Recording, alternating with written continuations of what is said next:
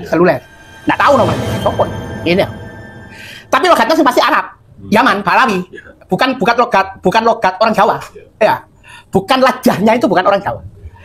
Saya harus konfirmasi. Sampai harus konfirmasi sama saya. Dalam arti bahasa saya itu saya sudah langsung nyantol. Ini berarti Ustadz Taufik ini. Kan itu pikiran saya pada saat itu. Dompet Gus, kata oh ini Habib Taufik ini. Ada Habib Taufik, kamu ini. Ya apa karetnya sampean, Ustadz? Gitu. Kita harus komunikasi di warung-warung yang sepi. Kita harus komunikasi berdua. Ini kan bisa ngomong baik-baik di sini. Di halaman masjid lagi ya? Di halaman masjid. Dia nggak mau ngajak keluar. Gitu, nggak mau kan. Lalu terus niatnya apa? Saya tidak, katanya ya Habib itu, ya. Saya tidak terima apa yang kamu lakukan. Kamu harus tak bunuh sekarang.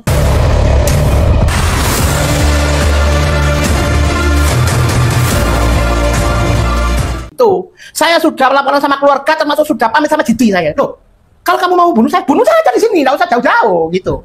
Ya, saya karena sering dilapori begitu sama masyarakat, ya. Terus laporan persekusi mereka itu meskipun sudah laporan ke Polres, ya, itu tidak ada tanggapan, tidak ada tindak lanjut. Nah, saat itu begitu ya? Ya, kebiasaan di Pasuruan itu begitu. Jadi ketika mereka itu persekusi sudah dilaporkan ke Polres, ya, itu tidak ada tindak lanjut. Salah satunya itu bukti yang ada di Kepel itu kebetulan RW-nya itu TNI. Assalamualaikum warahmatullahi wabarakatuh. Kembali lagi di channel AA DJ.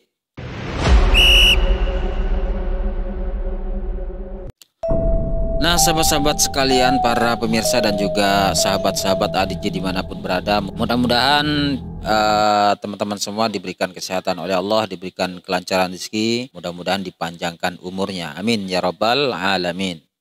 Nah, ini informasi datang dari Pasuruan. Ya, kita tahu bahwa embrio polemik nasab ini sebetulnya berawal dari kota Pasuruan. Yang mana Pasuruan ini sebagian besar para kabib ya ada di sana. Karena juga ketua Robitoh Alawiyahnya pun ada di kota Pasuruan. Namun bagaimana kemudian ketika ideologi dari kabib-kabib klan Ba'alawi ini bertemu dengan kiai-kiai setempat, maka berawal dari situlah adanya polemik nasab ini muncul yang terjadi di Pasuruan. Kemudian bagaimana klan Ba'alawi ini bersinggungan dengan keluarga besar Pondok Pesantren Sidogiri, kemudian merembet ke Bani Soleh Semedi. Nah, di video kali ini kita jangan lewatkan penuturan dari sekretaris Bani Soleh Semedi, kakak tertua dari pendiri Pondok Pesantren Sidogiri, Kiai Haji Saiful Huda atau yang dikenal dengan Gus Huda, memaparkan adanya polemik yang ada di Sidogiri ini menjadi embrio polemik nasab hingga ke tingkat nasional. Kemudian terjadi sinkronisasi dengan adanya kajian nasab Kiai Imad. Jangan lewatkan. Detik-detik Gus Huda Pasuruan dikeroyok orang suruhan dari Taufik Assegaf. Usai mengunggah di sosial media bahwa Taufik Assegaf diduga gemar melecehkan janda-janda, kemudian dicampakan. Ya.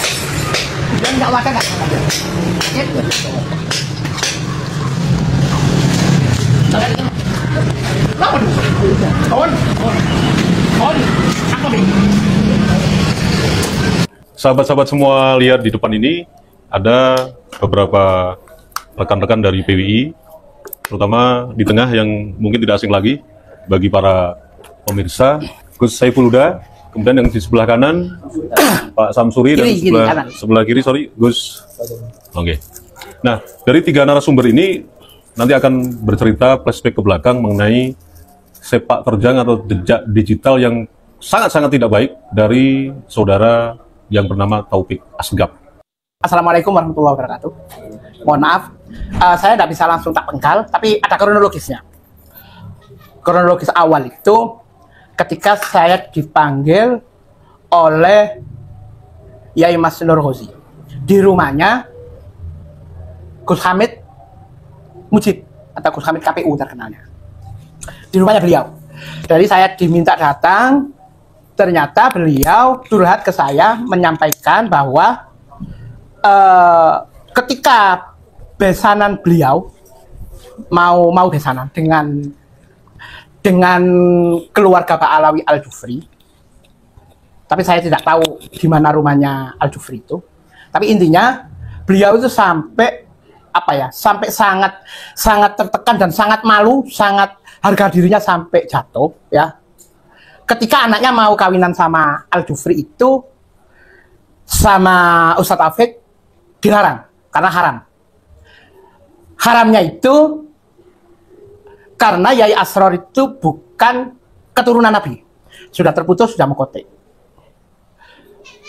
Ketika Gus Nur itu mau besanan sama Al-Jufri yang Pak Alwi itu, sama Ustadz Taufik selaku ketua Robito nggak tahu saya, itu tidak boleh. Sampai sama Al-Jufri tadi dihubungkan ke Habib Lutfi. Tetap apa yang rekomendasi dari Habib Lutfi itu tidak boleh.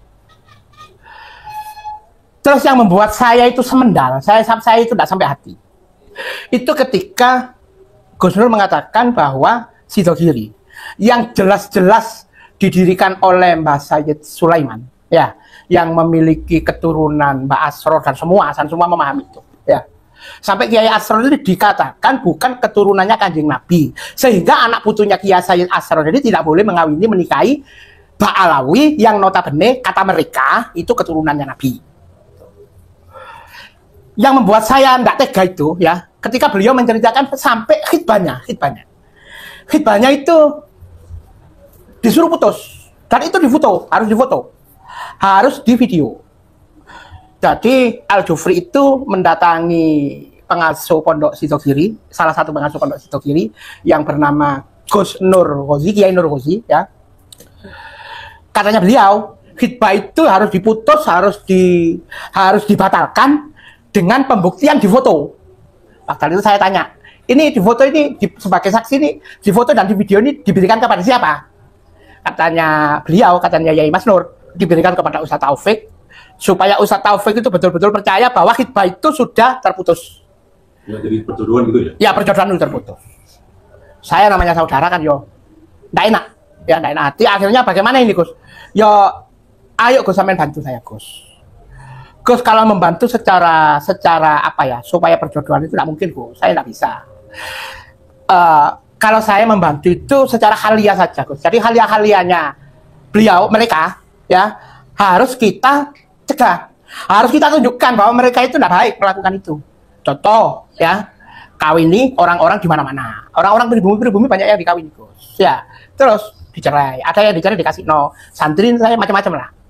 Gus, maaf, yang mengawin itu dari kalangan Ten Balawi juga kebanyakan yang dikawin cerai terus ditelantarkan gitu aja. Nah ya, perlawanan kami ya, saya ngomong sama Gus Nur, kita harus melakukan perlawanan melalui moral Gus, melalui haliah-haliah mereka. Salah satu contohnya ketika mereka membuat fatwa yang tidak benar, harus kita tegak. Ketika mereka mengawini orang-orang pribumi terus dicerai kawin. Dan ini banyak informasi yang masuk. Ini khusus di Pasuruan ya? Khusus di Pasuruan, banyak informasi yang masuk. Ada anak-anak yang ditelantarkan, anak-anak mereka. Salah satunya saya pernah dengar dan pernah melihat sendiri, ada di Pasarpan, di saudara saya sendiri. Itu memiliki ada anak perempuan perempuan. Tapi yang pasti duduk wong pribumi, duduk dari kelahiran pribumi. Dan kalau melihat itu saya kan kasihan nasib istrinya yang sudah dicerai, kehormatannya sudah dicapik-capik ya. Dalam arti begini, perempuan pribumi ketika dikawin oleh orang yang terkenal ya, otomatis harkat martabatnya mereka itu akan terangkat secara otomatis. Dan ketika mereka itu langsung dicerai, divirok ya, dengan tanpa alasan, bosan, kita kan nggak tahu alasan. Tapi yang pasti secara moral mereka itu akan jatuh Gus. Dan ini yang harus kita perjuangkan. Jangan sampai pribumi itu ya meskipun halal, ya pacarnya halal, meskipun halal. Tapi kan mereka secara moral kejiwaan mereka sangat terganggu. Kalau melalui perjuangan melalui itu Gus secara medsos, monggo. Akhirnya beliau itu melakukan perlawanan dari hal-hal yang bersifat fatwa.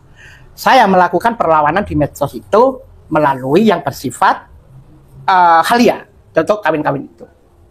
Kebetulan di grup Semendi waktu itu ada persoalan yang sangat menarik, yaitu Gus Nur Ghozi itu melakukan perlawanan melalui fatwa yang dilakukan oleh Habib Tanggul yang diibaratkan dengan keberadaan Ustadz Taufik, ya. Taufik Asegaf. Ya, Asegaf. Ini sangat menjadi perhatian mereka juga. Terus, sedangkan saya guyon-guyonannya itu melalui rondo-rondo. Dalam arti janda-janda itu, karena di grup itu memang sering saya itu memang bukan saya lah. Di grup itu secara otomatis ketika membahas persoalan-persoalan janda, ya itu akan booming, akan ramai. Gitu loh. Dan memang di sana memang banyak-banyak artikulasi yang sifatnya menyindir orang-orang yang suka kawin cerai. Salah satu postingan yang membuat Ustadz Taufik marah itu ketika ada postingan dari Gus Nizam Sidoarjo. Itu semenit itu langsung diblok punyaan saya itu. Gus, ini loh Gus, janda anak satu, nggak mau Pak Alawi, tapi maunya Sayyid. Tuh. Akhirnya tak blok juga waktu itu. Kok paling-paling si saya Ustadz Taufik. No, aku itu. Paling-paling, saya nggak berani, saya juga paham kok. Soal-soal IT juga paham. Paling-paling itu kan tidak bisa menjustifikasi, ya kan? Paling-paling. Loh, ini di screenshot. Ya, di screenshot, dua ini di screenshot. Yang satu, insya Allah yang screenshot yang menciptakan, yang membentuk grup itu. Itu ya. Tak sebutkan namanya, enak ya. Ini diberikan kepada beliau. Akhirnya beliau itu marah-marah, mungkin saya tidak tahu marah-marahnya ya. Taufik Asegaf ini ya? Ya, saya tidak tahu marah-marahnya bagaimana di wilayah sana, wilayah Amerika. Akhirnya kira-kira jam 10 siang ya. Saya itu ada yang nelpon. Ada yang nelpon tapi tidak melalui WA. Yang melalui seluler. Nggak tahu nomornya itu. Sopo itu. Ini ya. Tapi logatnya sih pasti Arab. Yaman, Balawi. Bukan logat orang Jawa. Ya. Bukan lajahnya itu bukan orang Jawa. Saya harus konfirmasi. Sampai harus konfirmasi sama saya. Dalam arti bahasa saya itu saya sudah langsung nyantol. Ini berarti Ustadz Taufik ini. Kan itu pikiran saya pada saat itu. Ya apa karetnya sampean? Ustadz gitu. Kita harus komunikasi di warung-warung yang sepi. Kita harus komunikasi berdua. Saya sendiri, kamu juga sendiri. Waktu itu insting saya mengatakan, loh, iki kok koyo modusnya uang arek-arek orang-orang yang dipersekusi itu ya. Karena di Pasuruan ini banyak yang dipersekusi, ya, yang sering laporan ke saya. Jadi ada di Facebook itu mereka-mereka yang dipersekusi itu modusnya kayak tadi itu, gitu loh. Ke tempat, perjanjian ketemu berdua, ketemu di warung yang sepi, kita komunikasi, kita tabayun, kok sampai melakukan hal itu macam-macam, ya. Tapi modusnya kok kayak mereka-mereka yang dipersekusi, gitu loh. Karena EPI itu ya? Iya. Seperti di Kelurahan Kepel itu kan begitu, saya kan diceritani, gitu loh ya. Loh, ini kok aku kata dipersekusi ya? Batin saya begitu, oke siap. Nanti setelah sholat zuhur, tak telepon, atau sama telepon saya. Gitu. Saya juga bukan orang kecil, ya. Saya karena sering dilapori begitu sama masyarakat, ya. Terus laporan persekusi mereka itu meskipun sudah laporan ke Polres, ya. Itu tidak ada tanggapan, tidak ada tindak lanjut. Nah, saat itu begitu ya? Ya, kebiasaan di Pasuruan itu begitu. Jadi ketika mereka itu persekusi sudah dilaporkan ke Polres, ya. Itu tidak ada tindak lanjut. Salah satunya itu bukti yang ada di Kepel itu kebetulan RW-nya itu TNI. Ya. RW-nya apa RW-nya TNI apa RW-nya polisi gitu, enggak tahu saya, lupa saya itu ya. Itu sudah laporan ke sana, tapi tidak ada tindak lanjut. Akhirnya ada yang dipersekusi itu 3 hari pulang dengan babak belur sudah. Oh, begitu. Dari hal-hal demikian ini insting saya mengatakan, oh saya mau dipersekusi ini, gitu loh. Oke, saya jawab, oke, habis zuhur kita ketemuan. Dan saya akan sendirian. Saya tidak akan mengajak orang lain. Dan saya komitmen sendirian. Tapi pada saat itu saya tidak ke warung. Saya berpikir, saya kalau ke warung ya akan seperti orang-orang yang dipersekusi itu. Itu jebakan itu ya? Ya, saya tidak mau ke warung. Otomatis saya ke Masjid Jame'. Tak manang masjid, saya ke Masjid Jame' saja. Hati saya ya. Saya ke Masjid Jame', saya sholat zuhur di sana, habis sholat zuhur, tak tunggu di Masjid Jame'. Setahu saya rumahnya beliau dekat di belakang Masjid Jame'. Ketika ada sesuatu, saya bisa masuk ke sana. Gitu loh. Dan saya tidak lari dari persoalan ini, saya tidak lari. Saya tetap akan saya hadapi. Ya. Saya sudah di Masjid Jame', ya. Loh yang telepon WA akhirnya. Tidak telepon seluler sudah. Tadi kan telepon seluler. Ya. Ini terus telepon WA. Gitu loh. Orang yang sama? Ya. Dan pada saat saya ke Masjid Jame' itu, karena kebiasaan saya sama Mas Samsuri, Mas Samsuri tak bilangi, Cak, saya anterin ke Masjid Jami. Ada persoalan sedikit, cuma sampean nggak usah ikut masuk, sampean di luar saja, sampean melihat saya saja, nggak ikut masuk. Karena beliau yang kepingin ngomong sama saya itu, kepingin satu-satu gitu loh. Dia juga tidak membawa orang, gitu loh ya. Otomatis kan niat baik kan harus saya sambut dengan baik, ya kan? Tetapi saya seandainya beliaunya tidak mau ngomong di Masjid Jami, oke di rumahnya, kan begitu kan saya itu, ya oke di rumahnya. Setahu saya rumahnya di belakang itu, belakang Masjid Jami. Ternyata yang hadir bukan beliau, gitu loh. Yang hadir itu, setahu saya ya sekarang ini tahunya, namanya.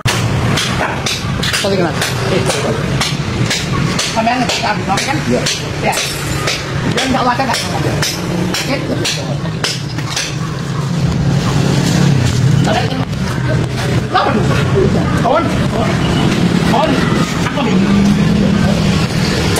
Jadi ketika saya di sana yang datang itu ternyata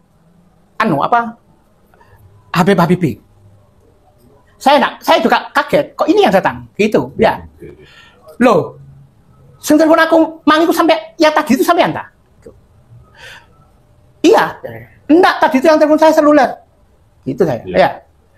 Ini yang datang kok sampai sekarang. Gitu saya. Terus ada apa? Loh enggak, kita harus bicara baik-baik. Lihat di sini kan enak. Gitu saya. Ini kan bisa ngomong baik-baik di sini. Di halaman masjid lagi ya? Di halaman masjid. Dia nggak mau ngajak keluar. Gitu, nggak mau kan. Lalu terus niatmu ya apa? Saya tidak, katanya ya Habibie itu, ya. Saya tidak terima apa yang kamu lakukan. Kamu harus tak bunuh sekarang.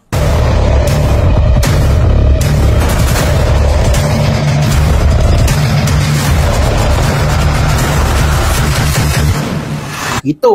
Saya sudah laporan sama keluarga, termasuk sudah pamit sama Didi saya. Loh, kalau kamu mau bunuh saya, bunuh saja di sini, nggak usah jauh-jauh gitu.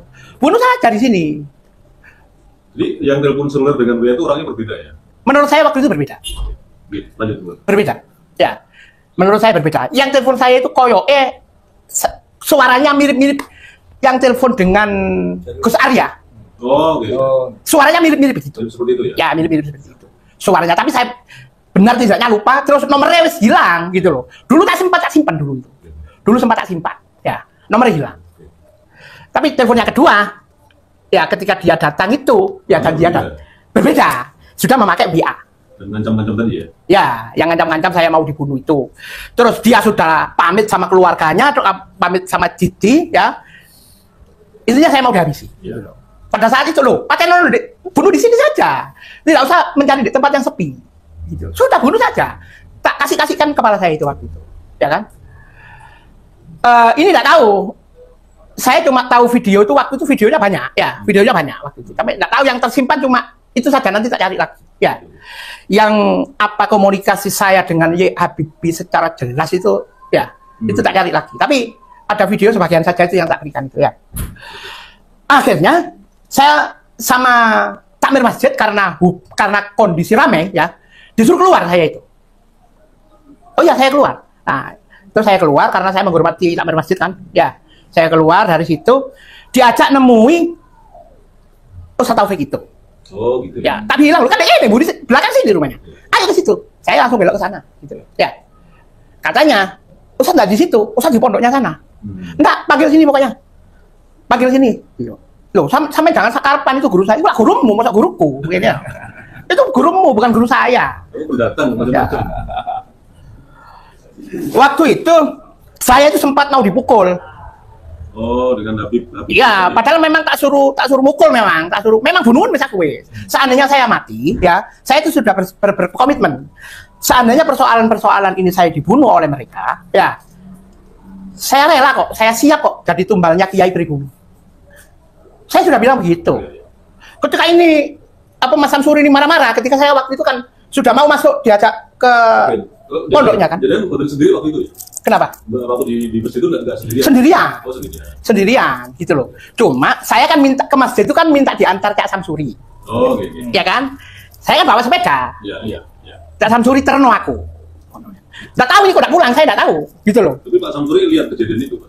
Lihat. Waktu Habib yang namanya Habibie. Iya, namanya Habibie sempat ngancam-ngancam memang ke... Sampai tahu saksi di lokasi itu ya? Iya, saya mendekati Gus itu. Awalnya saya tidak boleh. Coba dirinci gimana kejadiannya, Pak Samsuri. Waktu itu saya disuruh menjauh ke Gus. Begitu kelihatannya ngancam-ngancam, langsung saya dekati Gus itu tadi. Tapi sempat mau mukul? Sempat mau mukul memang. Tak sampean kan tidak pulang itu kan karena orang-orang di mobil itu kan banyak. Ya kan? Di situ Gus Huta mau keluar itu mau ditarik, disuruh masuk mobil. Tak lihat di mobil itu banyak orang. Iya, itu ya? Ya. Suruhan yang telepon seluler itu ya? Tidak tahu saya. Akhirnya saya tarik Gus Huta itu. Sampean kan sama saya Gus, tadi Gus. Kok sampean mau naik mobil? Naik sepeda motor sama saya. Gus Huta mau ditarik oleh orang-orang yang namanya yang Habibie. Temennya itu ya? Iya. Oh. Mau disuruh masuk ke mobil. Sampean mau dibunuh, Gus. Bapak aku mati. Biarin. Lah sampean mati aku mati bisa gini. Mungkin karena tempatnya di masjid kan ramai. Jadi dimasukkan ke mobil mau dibawa ke tempat sepi. Saya tak lihat di mobil itu banyak orang. Ya. Banyak orang. Untung insting jenengan peka ya. Ini sampai Gus Huta dimasukkan mobil sendirian. Iya. Salah.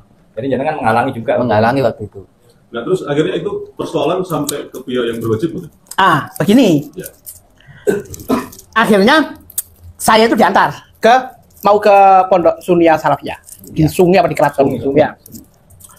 Karena hanya cuma satu ya, mau lewat jalan raya sungkan sama teman-teman polisi tidak pantas sih ini ya, koyok ngenyek.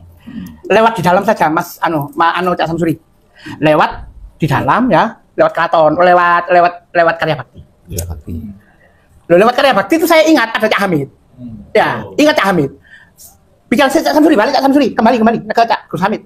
Pikiran saya ya dadaan saja waktu itu. Oh, iya Hamid ya? Ya, saya enggak niat ke rumahnya Gus Hamid enggak. Ya. Cuma ketika lewat situ, ingat loh, kenapa saya enggak pamit sama Gus Hamid saja, gitu loh ya. Akhirnya saya balik muter lagi, ya karena lihat gangnya tadi itu ingat Gus Hamid ya. Ke Gus Hamid saya. Setelah di musola itu ya? Dari masjid. Di Karya Bakti. Saya sudah nyampe di apa ini kelurahan mana itu Karanganyar apa itu ya. Sudah keluar dari masjid sudah. Sudah keluar. Ya niatnya saya itu ke Sunia Salafiyah gitu loh. Karena yang pakai apa Avanza tadi sudah menunggu di sana, ke sana juga. Oh, ke sana juga. Saya kan tidak boleh jadi satu di mobil sama Samsuri. Ya kan? Tak antar saya saja. Ya apa sampean pulang dan pergi dan pulang harus sama saya. Aku tidak kepingin sampean dibatani uang, gue sampean mati. Yo, aku yang mati begitu dia itu. Iya. Gitu. Akhirnya saya lewat dalam ada gaya Gus Hamid, ingat Gus Hamid. Ada Gus Hamid di Cak Samsuri gitu. Aku takon Gus Hamid, enak kan enggak iki? Gitu loh. Saya kan khawatir sikap saya salah, ya kan? Ya. Saya konsultasi ke Gus Hamid. Gus, tak ceritakan bla bla bla. Enggak usah wis Gus. Ora apa sampe nuruti jenengan kepanasan. Katanya Gus, gini aja Gus, gini Gus. Sampe telepon Yai Suadi sekarang. Itu. Tak telepon Yai Suadi, tak ceritakan sama beliau kejadian itu. Dan tak ceritakan bahwa saya mau ke Sunia Salafiyah menemui Ustaz Taufik. Di Saudi ini situ. Yai Suadi Abu Amar. Itu ketua kami, itu panutan kami, panutan Duria Semendi. Ketua Duria Semendi, ketua Yayasan Duria Semendi. Sedangkan saya sekretaris Duria Semendi. Ya. Kan bagus seandainya saya itu konsultasi dulu sama Yai Suadi. Saya ceritakan ke beliau, Yai Suadi jawabnya begini, nggak usah, sampean harus kembali, nggak usah ke sana. Jangan mempersulit kami. Itu Yai Suadi. Ojo gowo masalah apa Gus? Itu. Jangan membawa masalah Gus. Sudah pulang saja, kembali saja. Nggak usah direken, nggak usah dihiraukan yang begitu-begitu itu. Sudah. Kip aja tinggal. Ya, langsung pulang. Akhirnya saya tidak ke Sunia Salafiyah, ya. Saya mampir ke rumahnya Gus Hamid akhirnya. Kami ngomong-ngomong di sana, tak ceritakan sama Gus Hamid. Ya, terus tidak lama Yai Nur Ghozi juga datang, gitu loh ya. Datang, beliau itu curiga ada sesuatu, gitu loh. Curiganya gimana? Beliau itu waktu keluar dari Sidogiri itu, ya, ketemu di Pondok Sung itu ada mobil Avanza yang filmnya gelap semua. Kok aneh begitu katanya Gus Nur Ghozi itu. Dikejar sama Gus Nur Ghozi itu. Hilang, ada di Jalan Jawa hilang. Gitu, udah ada. Kemana ini? Avanza-nya sama dengan yang Avanza yang tadi? Iya. Yang mau masukin yang masuk ke ya. Terus Gus Nur Ghozi itu nyari-nyari lama ya. Nyari-nyari lama. Kebetulan saya mampir di Gus Hamid ya. Beliau itu nyari-nyari Avanza itu tidak ketemu ya. Ya. Beliau itu ke Gus Hamid juga. Gitu loh ya. kok kebetulan sekali gitu loh ya. Beliau cerita begitu sama saya waktu itu. Saya sudah curiga, Gus. Ada mobil yang filmnya gelap keluar dari pondok itu, tak kejar memang, Gus. Misterius ya? Kok aneh ini begitu. Mobil kok gelap sekali.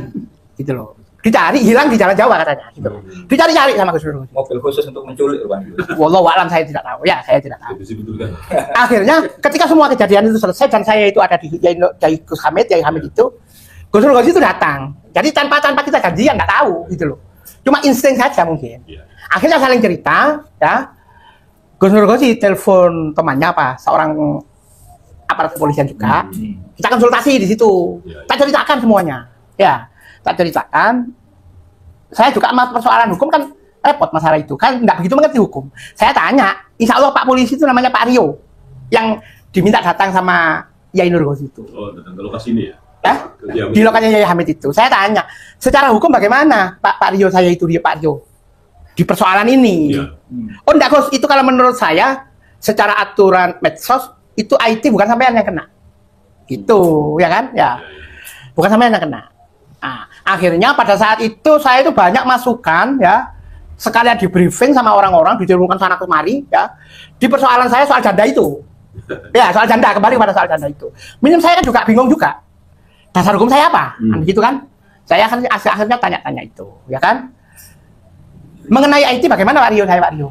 Itu. Katanya Pak Rio, sampean tidak terjerat IT, Gus. Yang terjerat IT itu yang screenshot. Atau yang laporan. Karena ini konsumsi grup, Gus. Bukan untuk konsumsi luar, itu katanya. Akhirnya ngomong banyak di sana, karena sudah mau maghrib ya. Saya pamit pulang. Saya pulang, Gus Hamid, ya Gosi, saya pulang dulu. Sampai Cak Samsuri ini pulang ya. Maghrib di rumah, ya. Loh, di rumah itu sudah banyak polisi, kan aneh. Iya kan? Iya. Lebih dari 10 polisi itu. Oh, rumah jenengan udah dijaga polisi ya? Iya, sudah banyak. Di gerdu saya itu sudah banyak polisi. Kan aneh, kan gitu kan?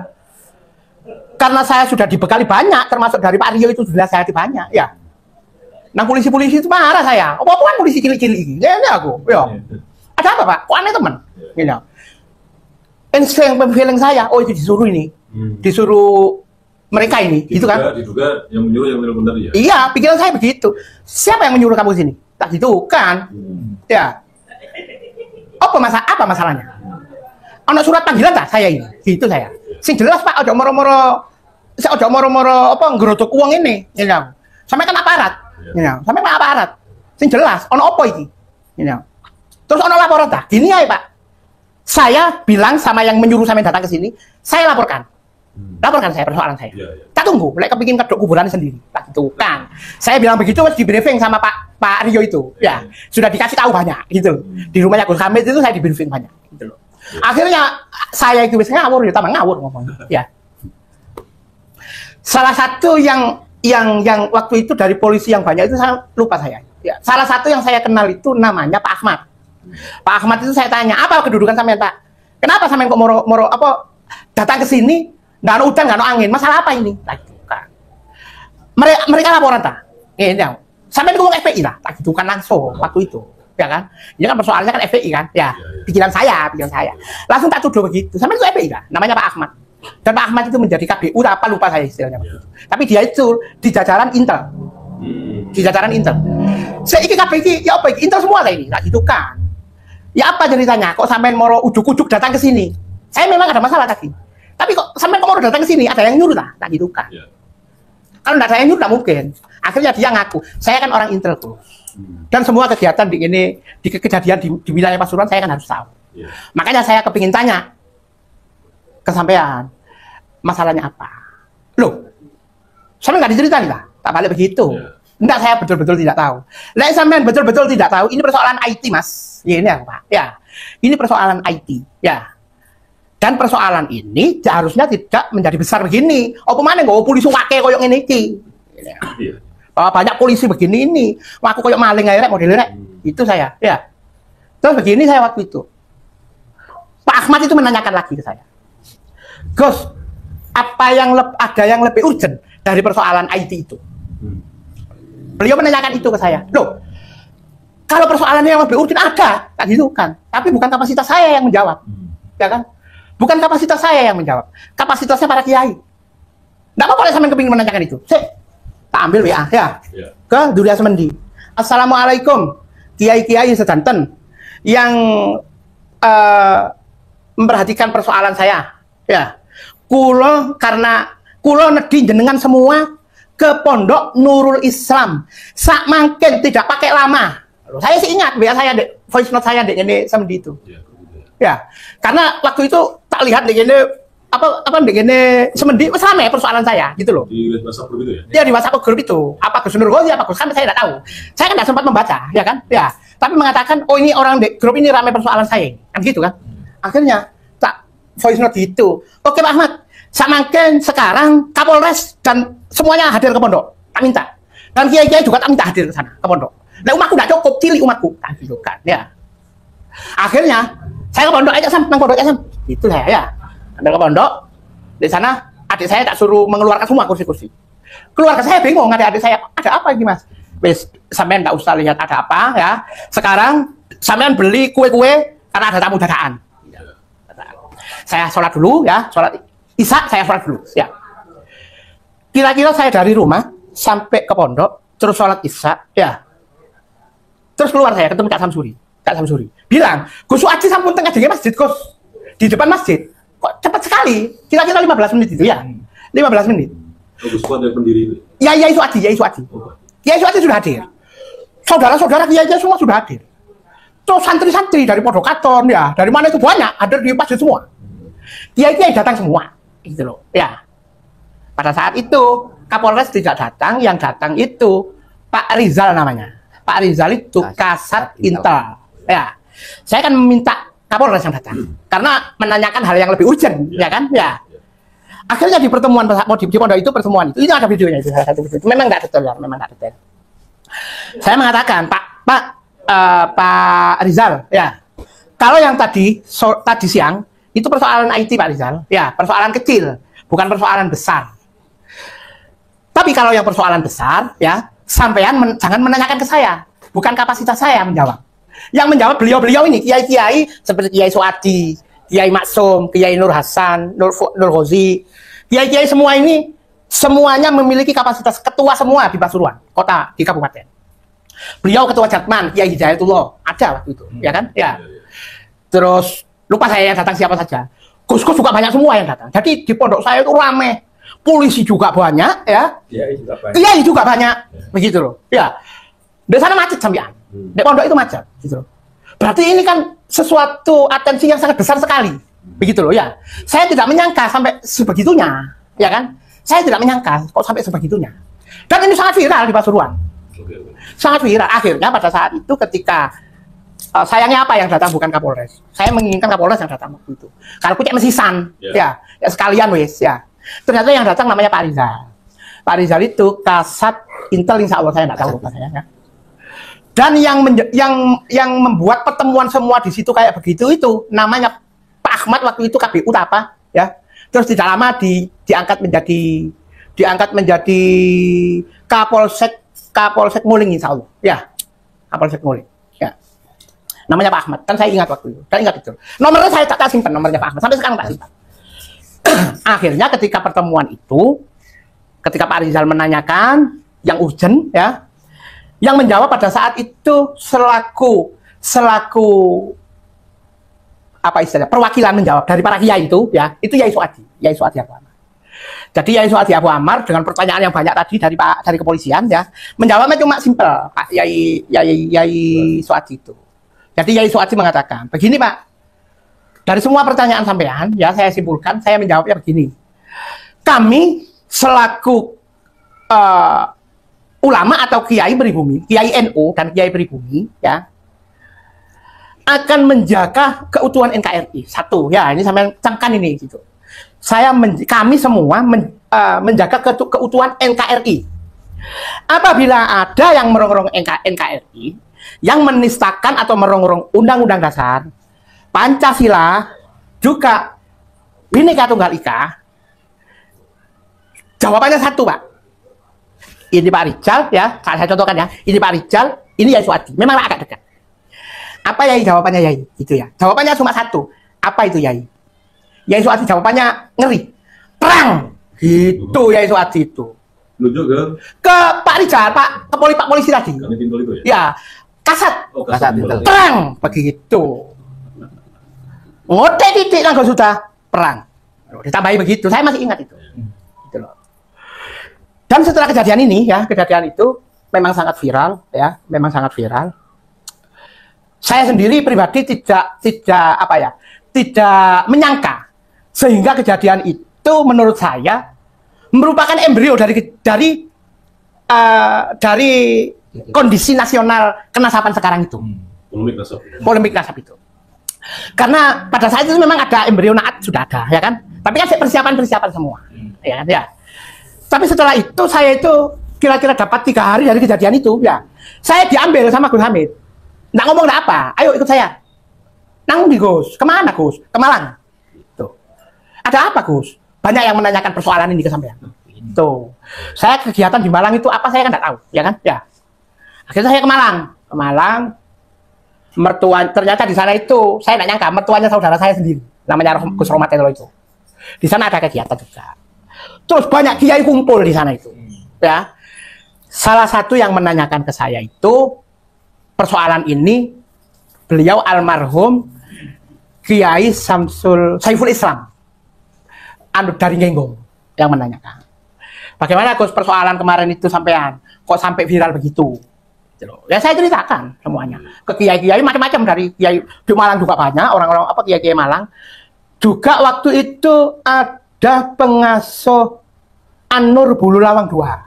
Bapaknya ayahandanya Fakhruroji itu loh. PBNU itu. Fakhrul Rozi. Beliau juga menanyakan ke saya waktu itu. Saya ceritakan semua, tidak menambahi dan tidak mengurangi. Dari cerita saya ternyata kiai-kiai itu marah. Pada saat itu marah. Waktu itu kiai-kiai di pertemuan itu ya, karena saya kan tidak nyangka kalau dipanggil ke sana. Saya mau disusul, dijemput gitu saja sama Gus Hamid, ya kan? Gus Hamid KPU itu. Ya. Saya ke sana, saya cerita, kiai-kiai itu marah. Yo harus dirobohno kalau begini, Gus. Pondok Sunniyah Salafiyah itu, Gus. Gitu. Saya bilang, jangan kiai. Persoalan ini sudah selesai. Ini sudah diselesaikan oleh kiai-kiai Sepuh Pasuruan. Kalau jenengan semua bertindak melebihi yang setelah diselesaikan, kita kan harus menghormati kiai sepuh di Pasuruan. Begitu. Lah kiai-kiai pada saat itu marah semua. Saya ceritakan marah semua. Pondok Sunniyah Salafiyah itu milik Ustaz Taufik. Asegaf. Oh, yang sampai sekarang ini itu ya namanya. Ya. Senternya Kalau sampean tidak percaya kalau kiai-kiai pada saat itu marah, ya sampean telepon aja ke sampean itu Gus Hamid KPU itu. Tapi reaksi dari PCNU maupun PBI gimana? Saat kejadian ada reaksi nggak? Belum ada PBI. PBNU tidak ada reaksi apa-apa. Jadi NU seakan-akan kurang peka terhadap hal-hal demikian. Ya karena tidak ada kepekaan. Saya tidak tahu, tidak ngerti kenapa kok pengurus NU itu dan kiai-kiai yang saya kan kepingin saya sebetulnya saya itu kepingin mengangkat harkat martabatnya kiai-kiai pribumi ya, terutama kiai-kiai NU. Tetapi pengurus-pengurus NU kota maupun kabupaten bahkan wilayah pun ya, karena saudara saya juga ada menjabat pada saat itu dari kita di Duria Semendi itu ya, ada wakilnya kiai Probolinggo apa sih? Ngenggong itu mutawakil ala Allah. Beliau itu wakilnya dari Kiai Mutawakil ala Allah di PWNU. Tapi persoalan saya itu kenapa malah terkesan dikecilkan. Padahal sebenarnya saya menganggap itu persoalan kecil yang menjadi besar efeknya, ya kan? Ya. Tetapi pengurus-pengurus NU ini seakan tidak mau tahu. Memang tidak punya kepekaan, repot. Kalau sudah tidak punya kepekaan itu repot, ya kan? Kalau sudah nggak ada kepekaan, bagaimana mau memperjuangkan harkat martabat bangsa ini? Kan begitu, ya kan? Ya. Ini sudah menjadi mukibin gitu. Wallahu a'lam. Jadi mukibin kalau bisa jangan dijadikan kambing hitam. Yang pasti namanya pengurus NU itu harus memiliki integritas yang tinggi. Menjaga ulama NU-nya. Ngoten Mas Hafiz ya? Aku udah kaget kayak gitu. Jadi begini. Jadi menurut saya memang kejadian kondisi yang sekarang ini memang biangnya dari Sidogiri.